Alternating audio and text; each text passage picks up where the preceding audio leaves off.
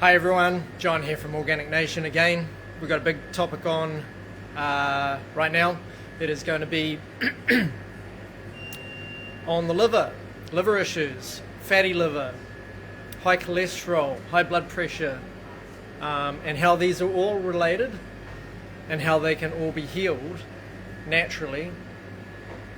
And for those of you who don't like being supported by drugs and things like that, and pharmaceuticals and bits and pieces, because you understand the issues that they can cause, and you're wanting to be healthy again, you're wanting to have your body support you and your immune system support you rather than you supporting the pharmaceutical industry. A little dangerous me saying that, but look, I've got to say it how it is. So if you've got any concerns about your liver, and even if you don't know you have a fatty liver or any of those sorts of things, this talk is for you. This is going to help.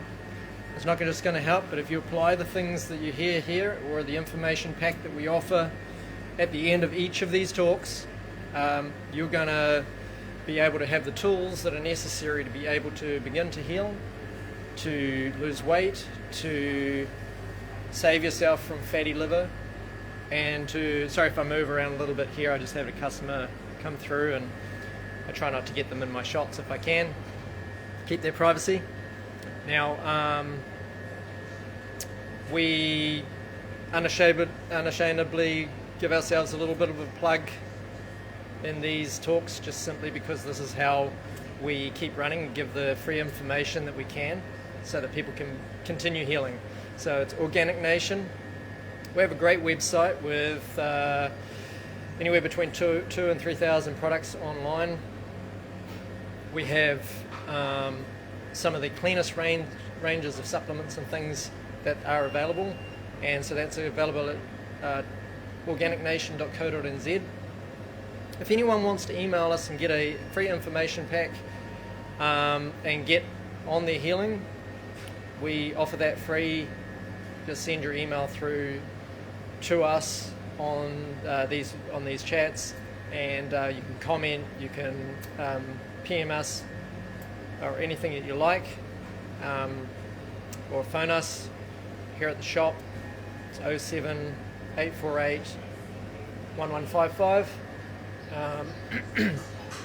or you can go online and send it through our email portal there as well at organicnation.co.nz. Our Facebook feeds and everything are on Organic Nation NZ. That's our handle there. Where you're watching now, and feel free to support us, help us in any way you can, so we can keep giving this great information free. Now, getting on to the liver. Even if you haven't been diagnosed with any kind of liver issue and you think that your liver's fine, you've had some tests and things like that, there's only 5 different enzymes that they can test for the liver to tell them whether you have any issues. They don't know what those mean when they get the test results back. They pretty much guessing around on most of the diagnosis that they give regarding the liver. They can't see it in real time. They don't know exactly what's going on. They know that there's some enzymes floating around in the blood that shouldn't be there. They don't necessarily know what they relate to. And so it's a little bit of a stab in the dark. And what we try and do is clear up some of the main causes of liver damage. So sometimes they're food related, sometimes they're viral and bacteria related, and sometimes they are both. And so by bringing out some of those other answers that aren't talked about out in the mainstream or even in practical natural health, healing, all those sorts of things, we can help people to get closer to the goal of, once again, bringing down cholesterol, bringing down high blood pressure, bringing down some of the symptoms they feel in their body every day, whether it be digestive issues and low peristaltic action in their gut, acid reflux. All of these other things are related to the liver and liver health. Now the reason is is that the liver, the reason it's called liver is because in there is the word live or live. And the liver is mandated from your conception to look after you and to help you to thrive and to make you feel as good as you possibly can. It's kind of like your best worst friend in the sense that never tells you off for doing dumb stuff, but then looks after you when you've done it. And so the liver's very much in that line where it will never tell you off, but it will, like, loyally, undyingly, like the best friend you've ever had, look after you and take care of you and make sure that you're continuing to feel good, even when your body is in decline and suffering and down to the last sinew and bone and string and, you know, moment of your life. It will keep protecting you in the best way that it can. Now, there are times when the liver cannot protect you. We see this often in cases of people who get a shingles bout. They'll have high content of toxins and dirty blood running through their liver. Their liver's sick, it's sluggish, and it's filling up dramatically. And then at one stage, the viral load will go up, and they'll have a massive spillage out of the liver. And this is often referred to as black tongue. It can go down into the feet and the legs. You can get black, deposits through the body. Darkness rings around the eyes. You see those things and you know that someone's got a faulty liver and they have a high viral load and they have a high toxic load in the liver, and then that's manifesting itself in the bloodstream where these toxins begin to accumulate and create this darkness in the veins around the eyes and the extremities. Purple black fingers with low circulation. Same with legs and feet. The lymphatic system building up fluid, getting sticky and thick and pussy, and basically not flushing the way that it should, simply because it's trying to do some of the job of the liver of cleaning those heavy debris out of the bloodstream. So first and foremost, know that your liver is a filter and that it's there to filter out toxicity out of your bloodstream. It's there to condition your blood. It's there to, allow you to have a functioning immune system. Your liver is, a large percentage of your immune system. And so it does a massive amount of tasks in the day, actually above 2,000 tasks per day.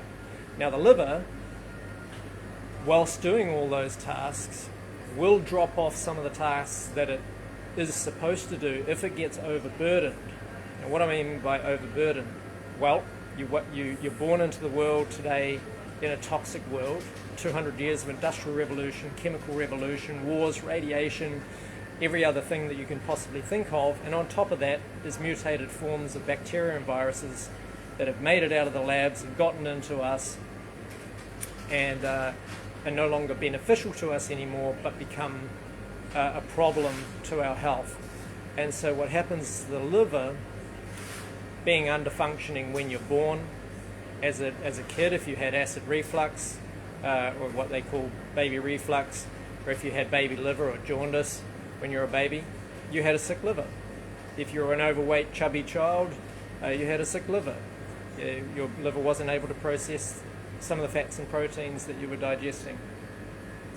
If you've had poor digestion all your life, or you've fallen into that at some stage in life, like, oh, I got to 30 and my digestive just dropped away and I knew that was, or maybe you thought that you had just reached a stage where, you didn't need to eat as much because you just felt full all the time, and you thought that was normal because you'd reached 40 or something like that. I know I did at that stage. When I got to 40 years of age, my digestive dropped out. Not that it was great anyway, but it completely dropped out, and I thought, oh, I can just eat one meal a day and I feel full, and I never really have done that before. I'm usually just eating like a machine. And what this is as opposed to you reaching a certain age, it's just your liver reaching a certain stage. And that can happen for anybody at different times. It can be 60 years of age for one person, 80 or 90 years of age for another, and then for another person it could be at 23 years of age that just couldn't digest anything. And so different stages of liver damage are giving these symptoms that we often lump into a whole bunch of multiple different symptoms, and in actual fact they're all caused by the same thing. High viral load, high bacterial load, a sick and sluggish liver that's not being provided with the necessary ingredients it requires in order for it to do its job properly. It's harboring and holding all the old medications and, processed foods and fats and proteins and everything that we haven't been able to digest over the years, and it's had to package those poisons up and store them, and eventually it's going to have a leakage or a spillage at some stage back into the bloodstream, which is going to make you chronically ill. This is where people get things like skull sores and boils and skin breakouts and things like this. So the liver, we've established that it's the most important organ in the body.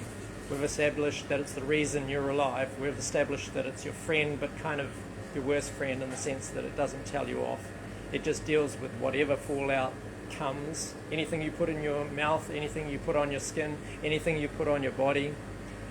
The toxic rainwater that you walked home in that day after school, the pool that you dived into that had filtered water that was recirculated for 8 months and hadn't been changed, and someone came down from the hospital after chemo treatment and you absorbed all of that, and then someone lathered up on some sunscreen and they dipped into the pool, and you came down and you dipped into that, and then there was all the body fluids and the urine and the poo and just nasty stuff that we as humans are losing out of our bodies as we sit in public pools and bars. Now that might put you off them for life, which is probably a good thing, but you might think twice about what you wear into a pool in terms of your skin lotions and your creams and your perfumes and your colognes and everything, and it's soaking into your bloodstream and into your body and then getting sapped up by your liver, which is a sponge, and then taken in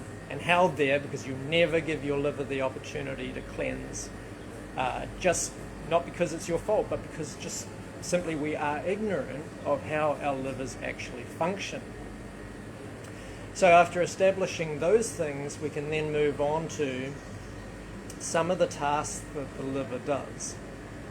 Along with blood cleaning, it also conditions and remethylates any nutrients, vitamins, minerals and things that we put into our stomach that go into our bloodstream through the microvilli and out into the little blood corpuscles and your venous system and your arterial system. That gets taken up through the pataportic vein into the liver, and then the liver takes those things and remethylates them into usable, available forms of those nutrients, vitamins, minerals that our bodies require to use.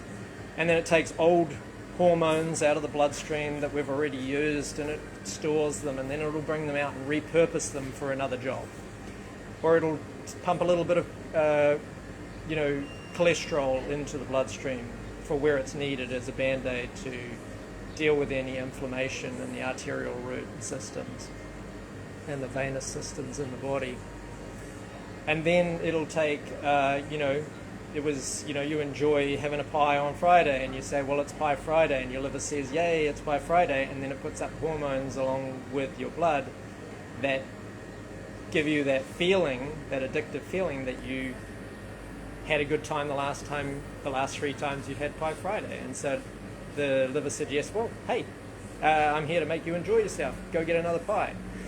And then, for example, and this is probably the easiest example that I can use for these sorts of things, is that if you get you need a liver transport plant, and someone gives you a liver, and immediately when you begin to heal, you start to realize, oh heck, I'm craving for things that I've never had before, like Bud Light beer, or God forbid, or something that someone else has been addicted to, or had, or wanted, or liked, or had a preference for. And that's because you're actually getting their hormones coming out of their old liver, attached to your blood and attached to your system, and as it goes into your system, it makes you feel and crave for those very things that other person liked. And so this is a phenomena that science has now understood for a long time, since we started doing surgeries and things. And so we understand that the liver attaches hormones to those particular feelings and emotions that we have, and this is where addictive behavior can often come from, aside from a sugar or glucose deficiency, which we'll talk about later. Now, the liver itself has 3 quadrants. It has 3 partitions or compartments to it, and it's often been referred to as a shapeshifter in the sense that it can regulate and move around within those 3 quadrants depending on its storage ability. So it's like a camel. It's like 3 humps on a camel, and in one hump you might have storage for glucose, vitamins, nutrients, minerals, and all these other necessary things for the body, B12 and magnesium and right? Vitamin C, all the rest of it. And so it's like a little pharmacy over here. And then in another part of the liver, it deals with all the processing of fat out of the bloodstream and sending that off down into the bile ducts and getting rid of bilirubin, and then doing all the cleaning and pharmaceutical side of the, dealing with those sorts of things. And then in another part of the liver, it's the toxin storage, right? So it's storing up old medication, it's keeping you safe from viral waste and bacterial waste and carcasses and anything floating around the bloodstream that's going to be inhibiting your healing and your ability to live and enjoy a great life. And so these different compartments, if they're not cleaned out regularly, can become full, overloaded, burdened.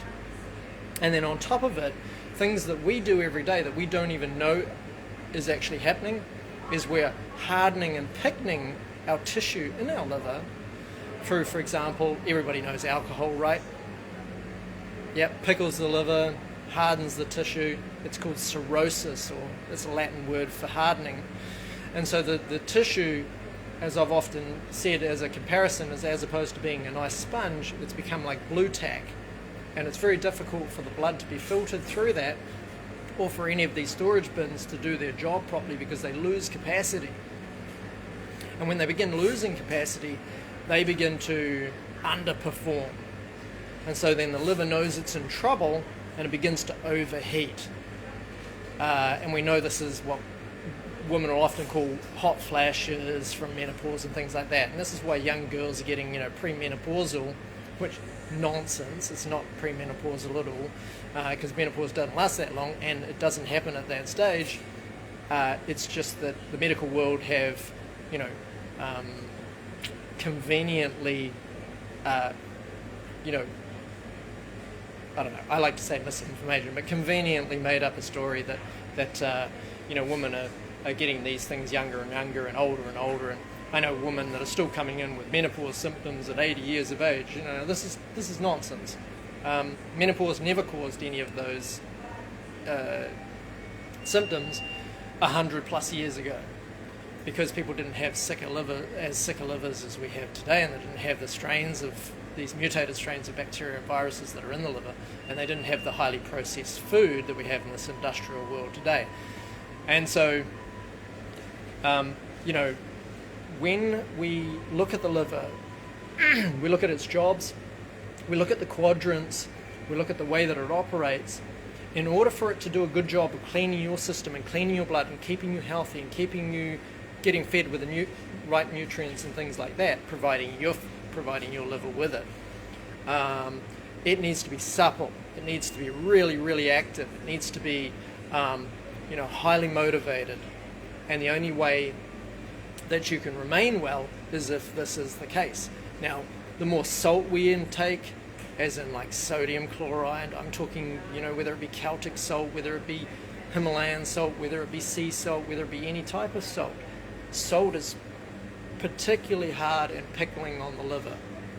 It causes cirrhosis. If you want to make pickles, chuck salt and vinegar in together and you get a pickled food. If you want a pickled liver and bloodstream and cells and dehydration, go chuck in salt and vinegar or any kind of fermented food. Right? They're not good for you. They're acidic, and they're highly dehydrating, and they're highly damaging on every cell in your body. If you want to lose your hair faster, if you want to, have terrible skin, if you want to have a sick and low-functioning, sluggish liver, overheating, hot flashes, and all the other symptoms under the sun, do you want to have PCOS, you want to have fibroids, you want to have endometriosis? We spoke about that last week on last Saturday, and I've had so much feedback from that. I've just been like mad all day, sending out emails, replying to people's questions, and then, you know, so many other things come up, and this is how I get the ideas for the next talk. Because, you know, someone will say, what about this, what about that, or, you know, what about prostate, and we're going to do prostate next, you know, so this is how I get my subjects. So today it's the liver, because the liver is the most important thing. Now, how do we keep the liver clean of these sorts of things? How do we help our livers out? Our livers being, you know, gone above and beyond, loyal to a T, loyal to a fault, and then we've not treated our liver the way that we ought to treat it. How now can we then return the favour and do for our liver what it requires as we're starting to get a little older, we're starting to slow down a little bit, and we're starting to get what the medical world and even the alternative world today consider slowing down. Now, we're not slowing down, you're getting a sluggish liver. You're getting, and all the other organs are becoming affected by it. And so what I try to talk to people about is how can we do the fundamental basic things that keep the liver healthy, keep it well, keep it clean, keep it so that it can do all of its functions of storing the things it needs to store and kicking out the things it needs to kick out. So first of all, we need to know its routine. We need to know what it likes. So one of the things that we need to know about the liver is that your liver goes to sleep when you go to sleep, providing you haven't eaten too late at night. If you've eaten too late at night, it's got to keep churning away and say, I'm doing overtime tonight, you know. But if you don't eat too late at night and eat digestible food that will be digested by the time you go to sleep, your liver will happily go to sleep when you go to sleep, and it'll wake up at around between 2 and 4 o'clock in the morning, typically around about 3. And if you're waking up at that time of the morning, you've got a liver issue, right? It's like a 4-cylinder engine running on 3 cylinders, a little bit of bangy and rattly, and it's enough to wake you up in that early hours of the morning when it's getting up and getting started. I don't know if you've ever had an old car that never really ran that well in the morning. Well, it's just a little bit like that. And so once that wakes up at 3 o'clock in the morning, it's wanting to do its cleaning. So by the time you wake up at 6 or 7 or whatever it is, the first thing, the moment you put anything in your mouth, like a drink or anything, or you might even just feel like going to the toilet in the morning. So elimination comes. A lot of people don't eliminate well in terms of number 2s, so they have to have a coffee in the morning to stimulate their, digestive, their colon in order to have a movement. But ultimately, that's not the right way to do it. The right way to do it is to have a good functioning liver and eat the right things so you can actually do that nice and easily without having to strain and get hemorrhoids and have all kinds of problems in those areas. But that's another subject. What we're talking about today is how the liver operates. What is it like to do? What is its routine? So when you wake up in the morning, your liver will inject about 20 minutes worth of glucose into your bloodstream to get you out of bed and get you going. When it does that, it runs out of that pretty soon. Your energy systems start switching over into adrenaline. Now, it's most important in the morning to get a little bit of glucose into your body. And the way that I do that is I like to flush, clean, bring in some critical compounds into the body, cleansing, and some glucose. And the glucose is in the form of honey. Now, for any of you vegans out there that don't like honey, find something else, maple syrup or whatever. But honey is vitally important in healing. It's antibacterial, it's antiviral, and it brings in hundreds of critical phytochemicals into the body to heal your liver. So I recommend it. It is not an animal. It's an insect, which is different. It's different. So it shouldn't be a problem for vegans. I had that discussion with someone this morning. That's fine. They can have it any way they want. It's just they heard a little different opinion today, and they'll go away and think about it maybe not. So bring in some lemon water and honey. Try and build that up. Try and build that up to a litre. Like, get as close as a litre as you can. Why? Because that's enough to flush you through. Now, obviously, if you're small or big, they might be slightly different. I have a litre every day of lemon water and honey, and some people find it hard to get up there, so just have 2 or 3 glasses instead of 1. And make sure it's, not heated honey and water and lemon. You want to have it as like fresh squeezed. I do mine as I'm drinking one that day. I'm doing another batch for tomorrow, which I put in the fridge. I quite like it cold. And coming into summer, that's going to be important as well. You just get up in the morning, it's right there. You don't have to make any excuses. Oh, I'm in too much of a hurry. No, it just goes straight into your container and off you go to work or whatever. So you have your lemon water and honey. That helps to clean and flush, and it's enough to get from the digestive tract right up into the bloodstream and flush through the liver and clean out the liver. So that's your number one critical thing to know. That'll make you want to go to the toilet. It'll make you pee more, and peeing more is good. Like, I get people say, oh, but I don't want to be peeing all day. Well, okay, I know it's an inconvenience, but you cannot cleanse unless you pee. You cannot cleanse unless you poo. You cannot cleanse unless you sweat. So stop trying to stop these things, change your mindset, and encourage them to take place. Encourage yourself to poop more, encourage yourself to pee more, and encourage yourself to sweat more. Personally, I use a sauna. I don't do a heap of activity. I do a bit of rock climbing in the evenings 3 nights a week. Maybe I run after the dogs or something, but most of the time, if I'm sweating it out, it's in the sauna, because it's just my way of doing it. I can drink my lemon water, read my book, listen to a podcast, whatever. So whatever floats your boat, all good. But just get into that lemon water in the morning. Personally, I then have celery juice, which I actually just finished because I've been busy all morning. Normally I'm done by 12, but with my lemon water, my celery juice, and my smoothie. So after that, I bring in my detox smoothie. There's no fats or proteins in it. Now, the reason you want to stay away from fat and protein in the morning is because your liver will not clean unless there's no fat in your bloodstream. And the reason I do it in the morning is because overnight, most of those things are processed out, digested through. They're not floating around in your bloodstream anymore. And you can pick up all the critical vitamins, nutrients, minerals, and elements that come in on those food and those smoothies and things like that. And they're all fruit-based, berry-based.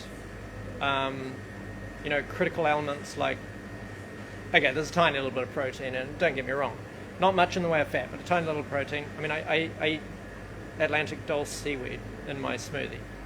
There's a little bit of protein in that, right? I have cilantro in it. There's a little bit of protein in that. There's wild blueberries. There's a little bit of protein in that. But what I mean is not overt fat or protein. You don't want to have obvious fats or protein. So you want to keep those out until at least lunchtime, if you can. And even if you, right through the day if you can. Now, one thing that will happen, guaranteed, is you'll lose weight. So if you've got a weight issue, you stop having your fat. I asked a lady this morning, what makes you fat, fat or sugar? And she's like, I don't know. I'm like, you do know. What is it? Just make a choice. She's like, when you mix both of them together. I'm like, awesome, yeah.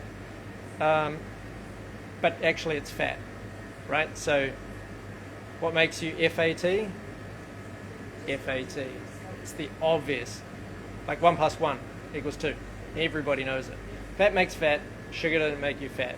If you keep the fat away from the sugar's fine. You keep the sugar away from the fat's no good. If you want high blood pressure, high cholesterol, and all manner of illness and disease and acidity and acidosis and reflux and all that kind of stuff, just keep eating your fat. You'll do just that. So, fat and protein are your enemies. We've been told all our lives that protein is the staff of life, and this is just a complete lie. This is a propagandized money-making scam. You can't miss out on protein. Anyone in New Zealand who eats food gets way more protein than they need. Way more protein than they need. Protein is really difficult to digest. I'm talking about fully formed protein. is really difficult for the digestive system. It's taxing on the liver, the kidneys, the arterioids. It's taxing on every part of the body. So the less of full form protein that you can get, the better. And the best form of protein is amino acids. They're the broken down form of protein, and they readily go through the stomach lining into the bloodstream and are dealt with the body in the way that it needs to be dealt with. They take very little in the way of digestion and digestive acids and bile to break down. And so what happens is those forms of protein, such as plant-based proteins. I'm not against animals. I'm not against animal proteins. I just believe that we ought to really bring those down big time. So we're talking about liver cleaning. We're talking about how to clean it. We're talking about how to keep the liver happy so that it can do the job that it needs to do unhampered. So ideally what you want to be doing, getting up in the morning, putting lemon water and honey through. Plenty of it, not just a glass. The details matter. Just remember that, the details matter. If you do the right thing, the body will respond. Secondly, bring in that celery juice if you possibly can. Like I do it every single day, but even if you can get it a couple of times a week, it's fantastic. Johnny Joe, I had 4 limes and raw honey. Awesome, brother. Yeah, man. That's the one. Yeah. 30 minutes apart. Perfect. Good for you. That's the way you do it. So you put 15 to 30 minutes apart between each of these things so that they get a bit of time to digest through. When you're having lemon water and honey, it's pretty much done. It's gone through you within 15 to 20 minutes. Same with the celery. You want to separate that out. Don't mix that with anything because it has the critical sodium cluster salts that we're going to talk about that are so happy and healthy for the liver and for the liver's ability to produce and to support the stomach glands with hydrochloric acid production so you can break down your proteins, and for bile production for your gallbladder so that you can produce the stuff that breaks down fat. That's your bile. So you cannot produce those in high strength if you don't get enough in the way of vegetables. And I'm not talking about cooked vegetables, I'm talking about raw.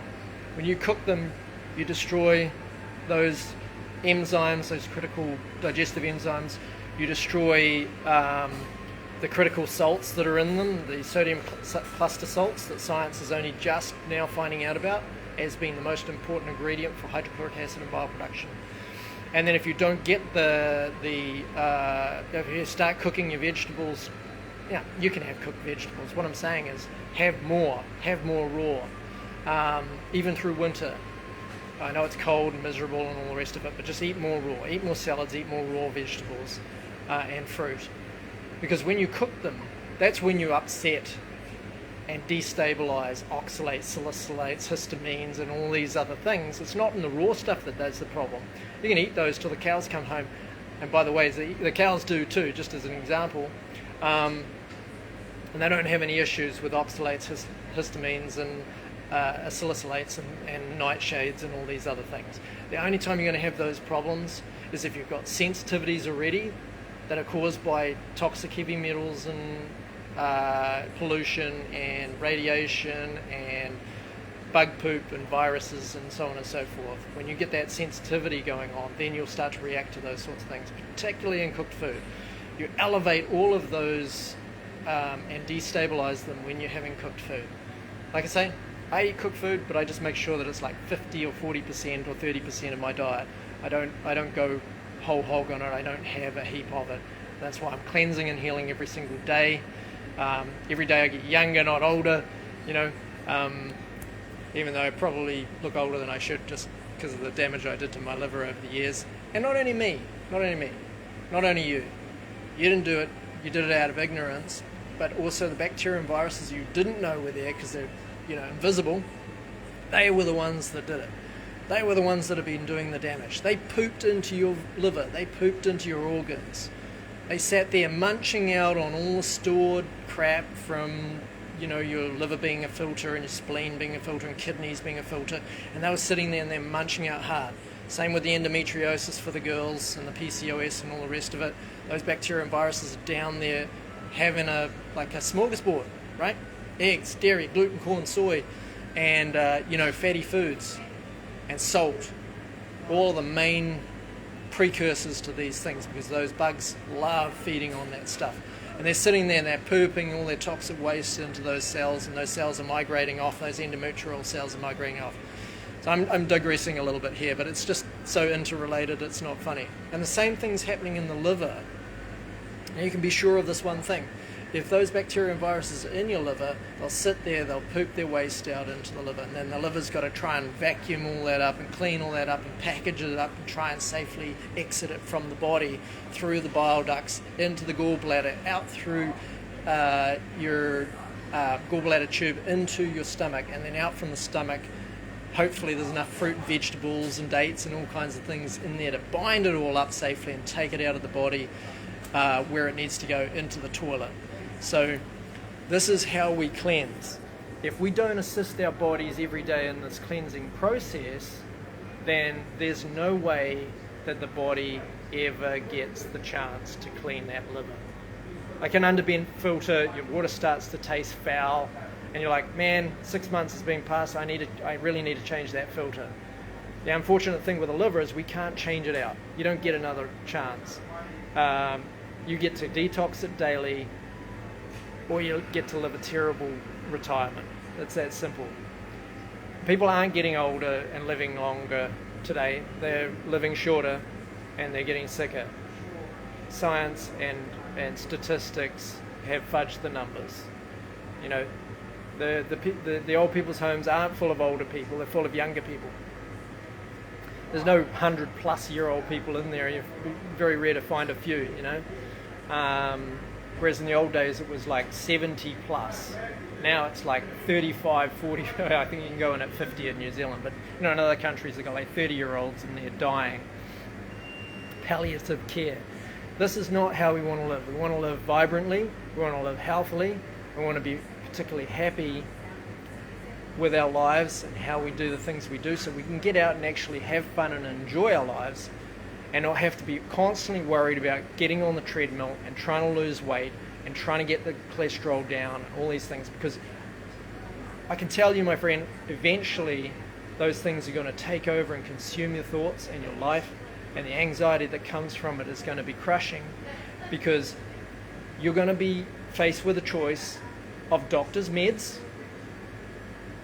or working hard to try and regain your health. Best to get on it now, and if you already are old, then do it now for yourself so you have a good retirement. Start thinking about your old man or your old woman. I'm not talking about mum and dad, I'm talking about you when you're old mum, when you're old dad, when you're old, maybe not had kids or whatever, when you're old. Start thinking about your future self and putting in the effort in now so that you can begin to heal. Now I want to talk about another thing for the liver. The liver gets deficient. Our brains get deficient. Our other organs get deficient. Now if the liver gets deficient, this is a major problem, okay? Because it doesn't have the resources and the ingredients and everything it needs to produce what it needs to produce to make you feel good. And so this is when you start feeling bad, right? You know right there when you're not feeling great, like for example you get COVID, you get a virus, you get a bug or something, you're not feeling good. Why? Because your liver's struggling to keep your immunity on top. You sound like me. Spout this stuff off to anyone who will listen. Yeah, awesome. Yeah, that's the one. I'll talk to anyone who will listen, and I'll talk way too much. But anyway, I do it because I care, and I want to help people. We don't take their money off them. We're happy when they want to come and support us and spend money with us. That's all great. But that's not our main number one thing. Our main thing is to get the information out there so people can begin to heal. Now, I know this is lengthy, but the point is people need to know the information, and at least once they know that information, they make personal choices that are better for themselves if they choose to. Now, I've got customers come in here, they can't even make it to the first rung of the ladder.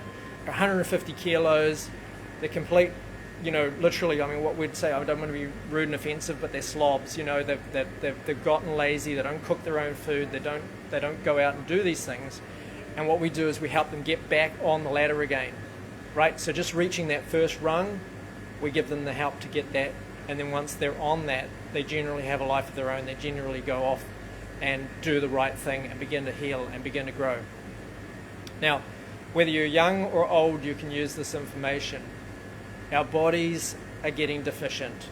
There are deficient things in this world that we're not getting. Like soil is deficient of not only selenium in New Zealand, everybody. Like I get this every day. The soil's deficient. Oh yeah, selenium. It's deficient in selenium. It's deficient worldwide in zinc sulfate. It's deficient worldwide in magnesium. And because of some of the things we're being told, like to stay away from fruit, stay away from citrus. I had my dentist the other day telling me I shouldn't be having lemon water in the morning. It's like, are you kidding me? Have you learned anything? Or have you listened to propaganda? But I don't blame them. They get taught that stuff. But it's extremely brainwashing. It's extremely damaging. One of the things that's healed my teeth and bones, because your teeth are just bones. And we're going to do a talk on teeth at some stage as well, but that's another day. Deficiencies are rife. Zinc, magnesium, and B12 are the three most important things you must have for the rest of your life, every single day. And the reason I say that is because we're consuming way more of those resources every day because our bodies are fighting more and more viral load every day, more and more bacterial load every day. Superbugs that the doctors in the hospitals are like beside themselves, pulling their hair out because they don't know what to do about how voracious these superbugs are.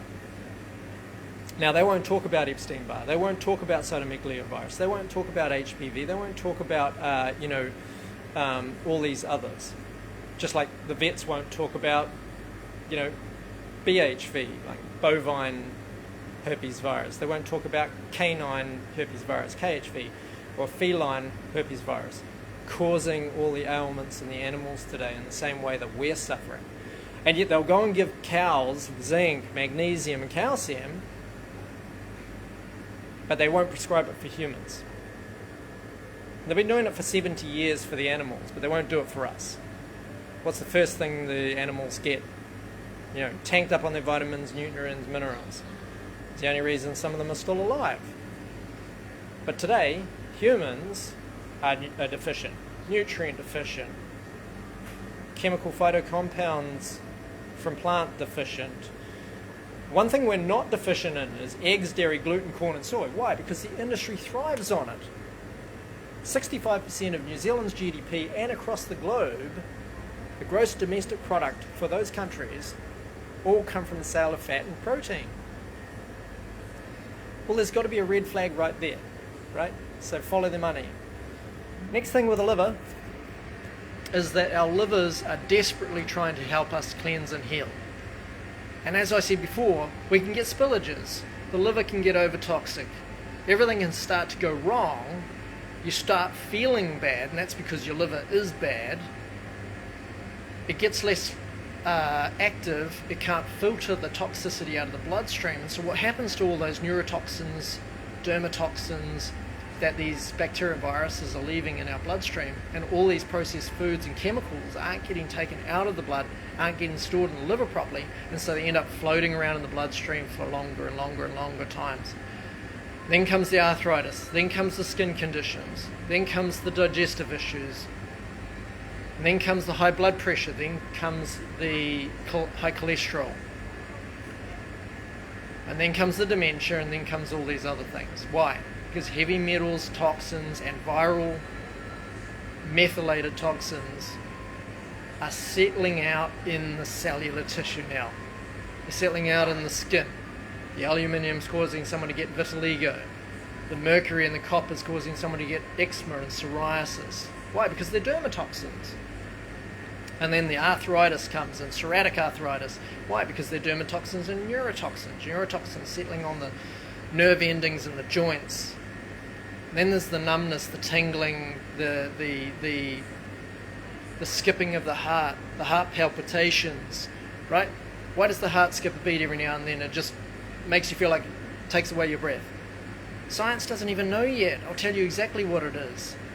It's because a little bit of sludgy gunk and goo and like jelly-like stuff breaks off your filthy liver, goes up through your main artery up to your heart and gets stuck momentarily in the heart valve.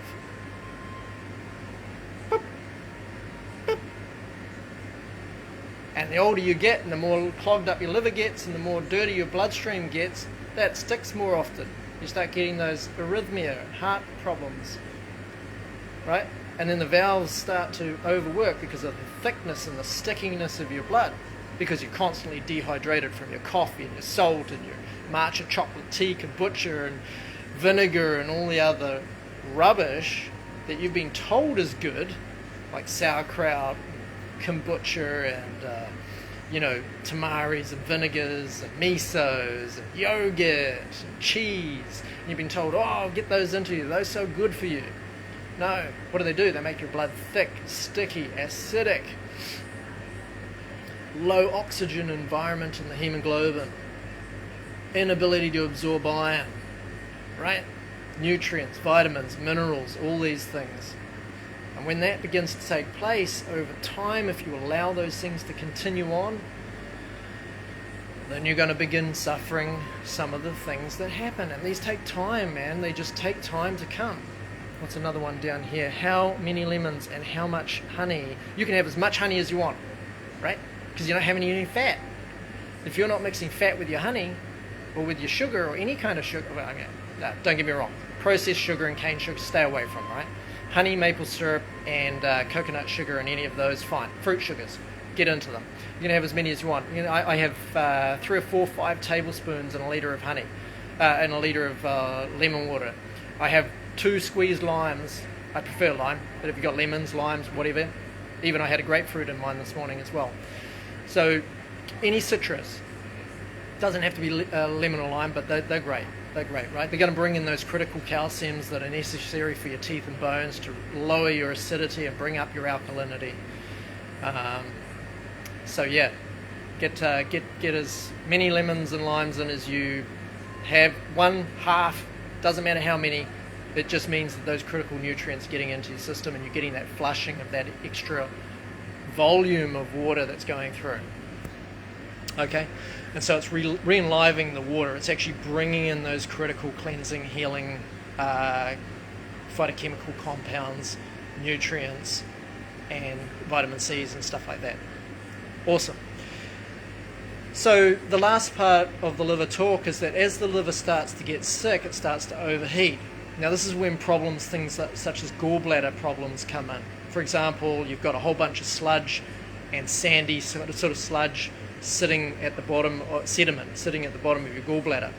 Your liver begins to overheat, and over time, as it overheats and as you get your hot flashes and all the rest of it, and your liver's overheating and it's overworking and overburdened, what starts to happen is your gallbladder, which sits next to your liver, has to cool down. So the hotter your liver gets, the cooler your gallbladder gets. And this starts to solidify some of the gunk at the bottom of the gallbladder that hasn't been flushed through because you've been too dehydrated. You've got too much bilirubin in your bloodstream. You've got too much of toxic heavy metals that the liver's trying to spew out of the liver into the gallbladder. And they're sitting there. And what they do is they crystallize and they start to form stones. Right? This is when someone starts getting gallstones. They start getting kidney stones. Uric acid's high. Fat intake's high. Sodium intake is high. Salt, right? Because you've been told by someone, we all love her, but that the Celtic salt's good for you. And who's the other dude on TikTok and all the rest of it? These famous doctors, right?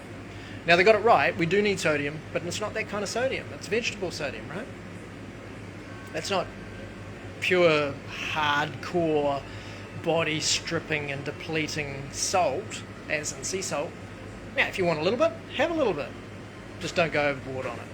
And don't think it's going to be your cure-all for high blood pressure and for, all these other conditions that we get. This is not true. These are health hacks. They'll get you by maybe 2 or 3 months, make you feel a little bit better. but they're working for a different purpose and they're not achieving the goals that you want to achieve. And so we want to start cleaning the liver out.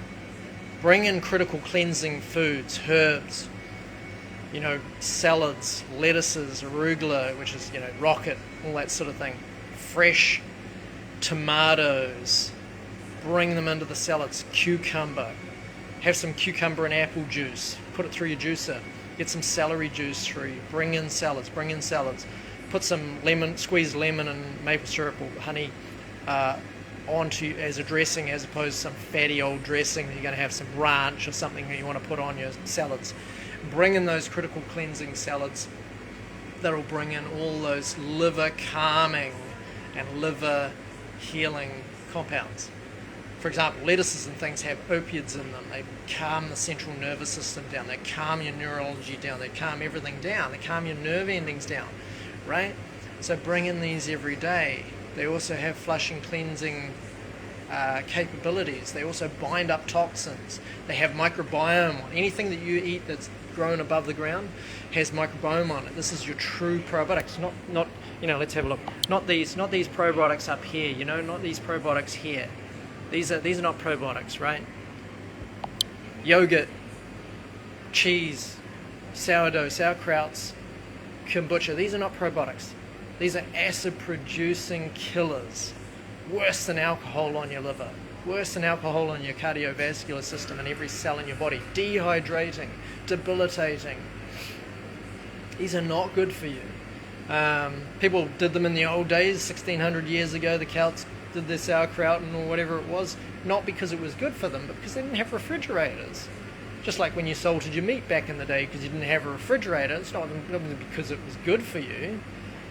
In fact, we all know it pickled their livers back in those days, and they lived shorter lives generally because of it, even though they had clean diets. Why? Because their livers would become full of cirrhosis.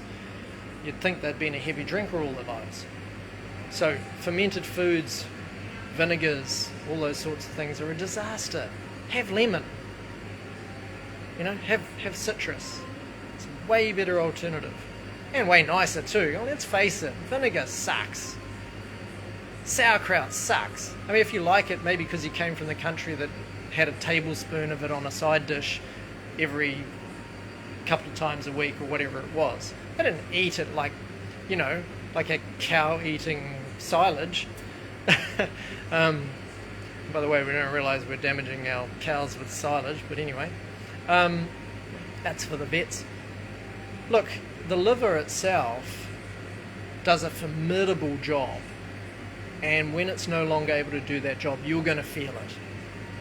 And when we bring in these comfort foods, these fatty foods, these ice creams, these, I'll tell you a way to make ice cream. Get a frozen banana, a fresh banana, and some wild blueberries, and a dash of maple syrup. Blend those all together. You have the best tasting ice cream you can have at any time of the day or night.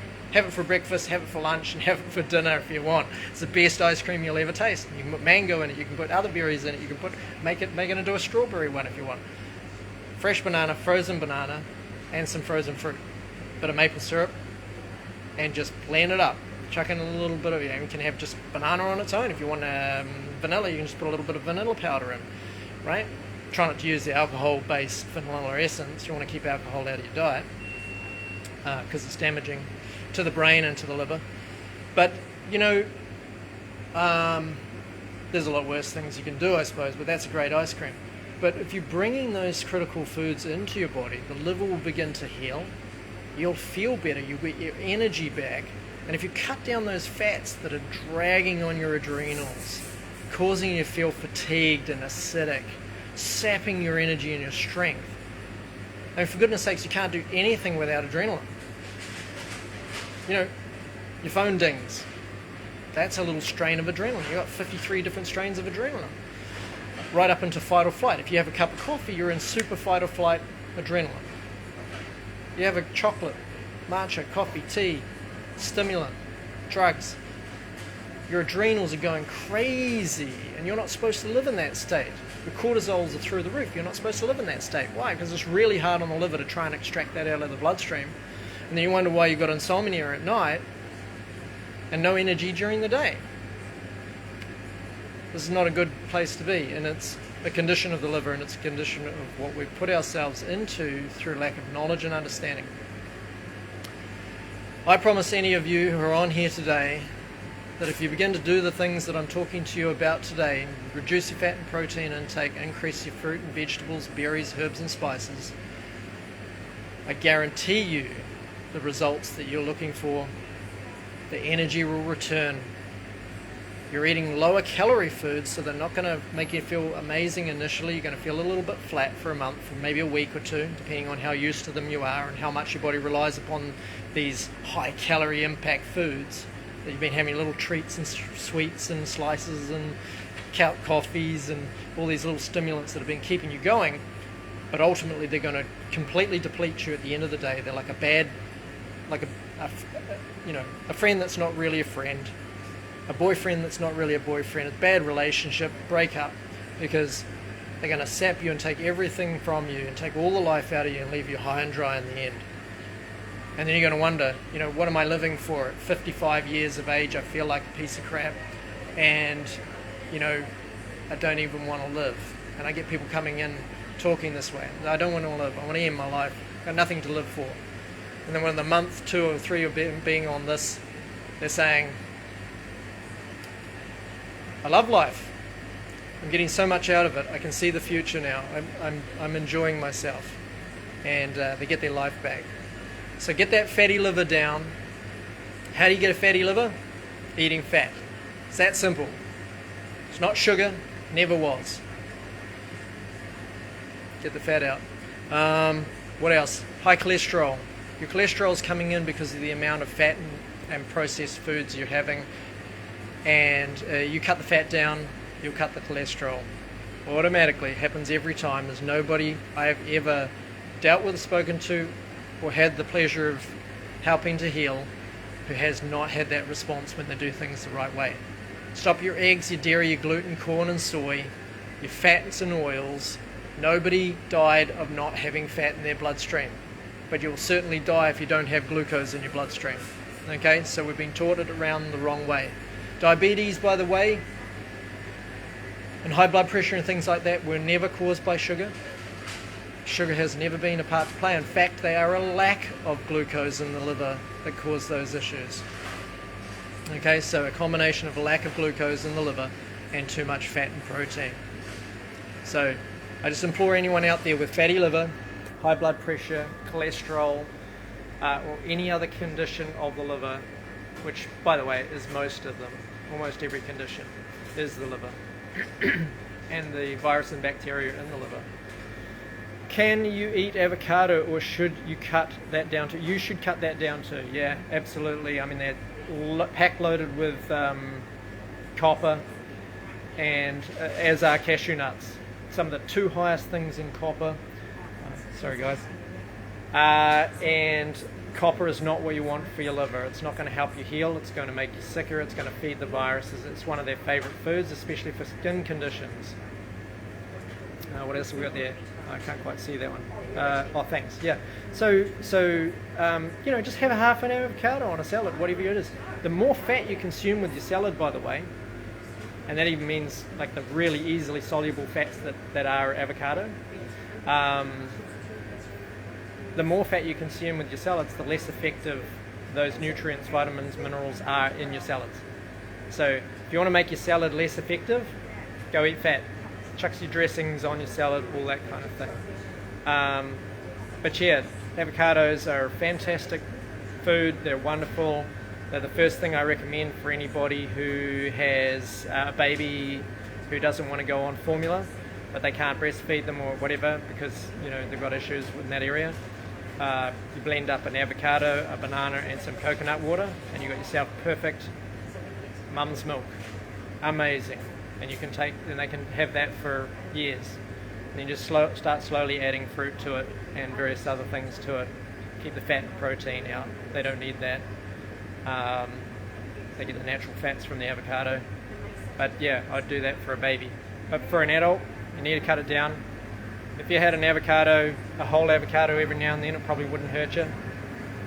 But if you're having them every single day, just bring the numbers down, get them down a little bit, and try and have less of the fats. Now, if you've cut out all your fats, like for example, you don't have meat anymore, you don't have fish anymore, you cut down all your overt type fats, then a couple of avocados aren't going to harm you. But if you're accumulating lots over the day of lots of fats, say you've just had chicken Caesar salad, you just had ranch dressing on it, you just just had a bagel, you just had a treat, you just had a slice, and then you went home and had another chicken dinner or steak dinner in the evening, and then you chucked the dressing all over everything, or you cooked your spuds in oil, then yes, you are going to be overdoing the fat. But if you can bring those fats down and then you decide to have a couple of avocados, hey, it's not going to be a problem at all. Unless of course you have issues, say Alzheimer's or brain function issues, headaches, migraines, or areas where you don't want those extra fats to interfere with the leaching and the rusting of heavy metals in the brain. Those are the only times when I'd say stay completely away from all fat completely, no matter what it is. People say to me, the most common thing they say is, can I cook in olive oil, or can I cook in coconut oil? And I say, you best not to. You want to have a teaspoon max on any one setting, and try and have it as less frequently as possible. So that's a wrap for today. I always give the Vimergy range of supplements a plug because those are the cleanest that we have and that we know of, and we stock them in the store, organicnation.co.nz. You can order those at any time. Best price in New Zealand and around the world, and we stock a full range of them. I'm going to have to serve a customer right now, so I'm just going to sign off. Thanks to everybody. Please email me, message me for more information, and we will catch up with you again on the next one. I'm probably going to do something like prostate or something along those lines. It'll be an interesting one anyway, but I'll do that next Saturday. Love to all. Please like and share anything if you think you can help others, and we'll be in contact. Thanks very much.